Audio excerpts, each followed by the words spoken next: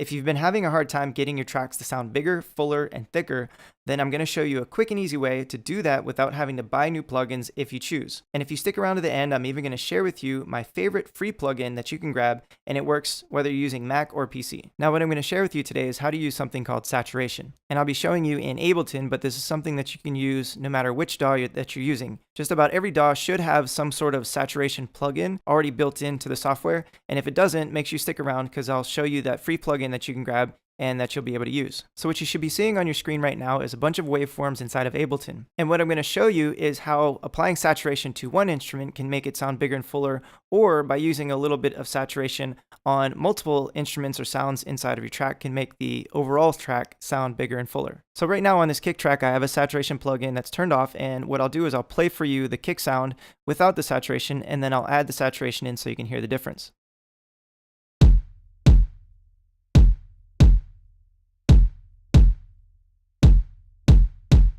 So that's kick sound without the saturation. And now when I add the saturation in, what I'm going to do is I'm going to turn up the drive to about somewhere around 4, say 4.5. And then what I'm going to do is also turn down the output to kind of match. So somewhere around 4.5. And so now what I have is I have the sound coming into the saturation, it's getting saturated, and then I have about the same level coming out. So it should sound thicker and fuller. And what I'll do is I'll change these different saturation types so that way you can hear how much more saturation, how much thicker and fuller it's starting to sound.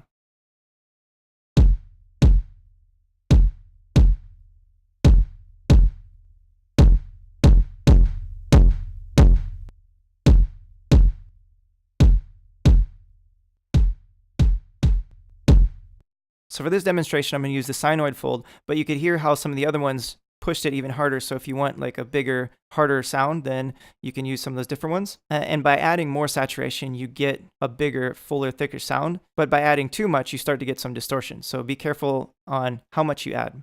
Now what I want to show you is what happens when you add a little bit of saturation to multiple tracks within your song and how you can make it sound bigger and fuller. So what I'll do is I'm going to turn off the saturation for now, and I'm going to play you a portion of this track so that way you can hear what it sounds like without saturation, and then I'm going to add saturation into multiple tracks.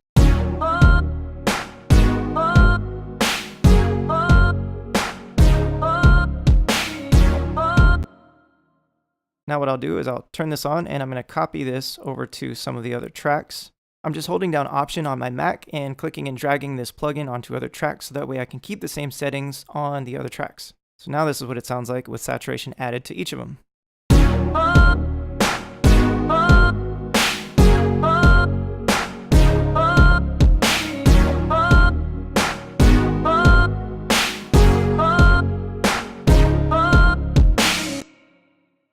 So you can hear that without adding any more volume, I've just made the track sound bigger and thicker and fuller by just adding a little bit of saturation to each one of the tracks. And you can test this out for yourself by placing saturation on your tracks and then turning it on and off and hearing the difference. Now I also want to share with you one of my favorite plugins that I reach for pretty often while I'm producing, and it's this one by Softube called the Saturation Knob. And if I add this in here, you'll see that it's really simple because you just turn up the knob and then you can flip this switch to keep the high, middle, or just keep it natural.